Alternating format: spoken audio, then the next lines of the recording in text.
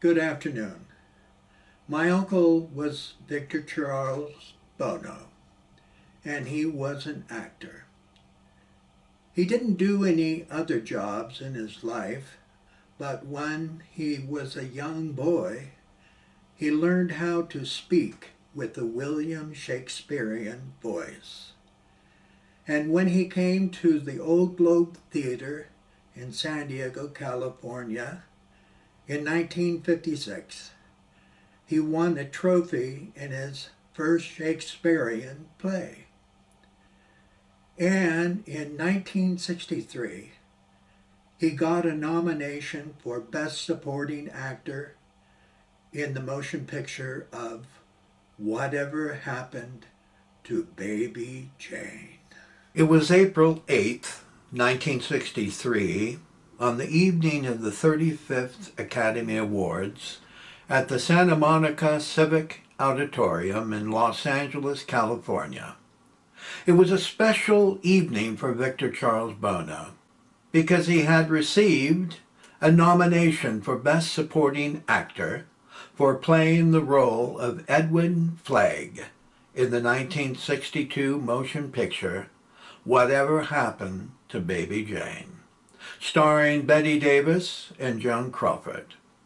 Frank Sinatra was the Academy Award host that year in 1963, after 10 years before in 1953, when winning his Best Supporting Actor Oscar for the motion picture From Here to Eternity, in the role of Private Maggio.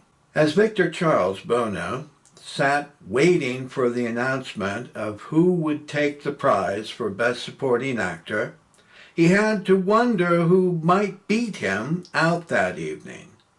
There was Ed Begley in Sweet Bird of Youth, Telly Savalas in Birdman of Alcatraz, Omar Sharif in Lawrence of Arabia, and Terence Stamp in Billy Budd. These four seasoned actors were his competition in his first motion picture in Hollywood. He had to wonder, as he looked over the faces in the Santa Monica Civic Auditorium, that he was an amateur among the greats. There was Gregory Peck, Sophia Loren, Joan Crawford, Maximilian Schell, Olivia de Havilland, Patty Duke, Debbie Reynolds, Bette Davis, Nat King Cole, and many more beloved celebrities lighting up the night.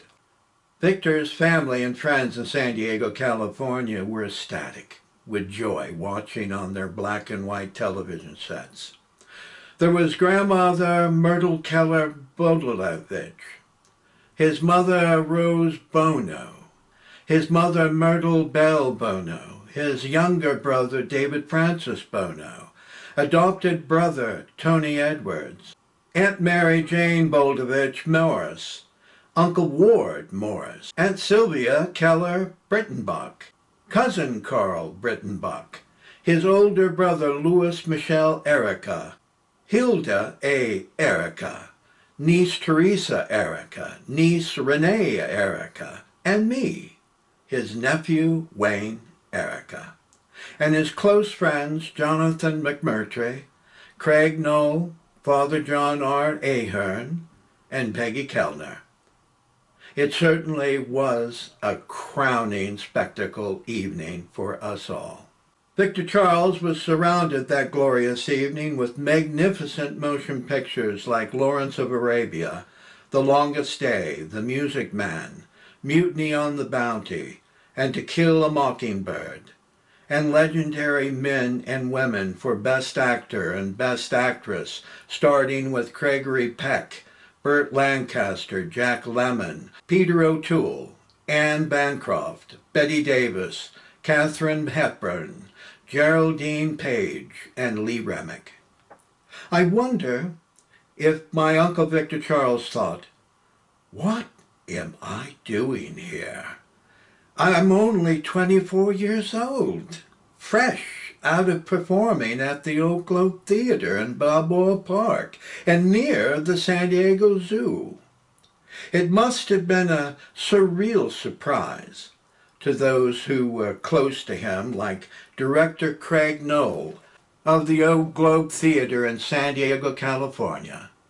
Knoll had directed Victor Charles in Volpone in July of 1956, when he was fresh out of St. Augustine High School at the age of 18.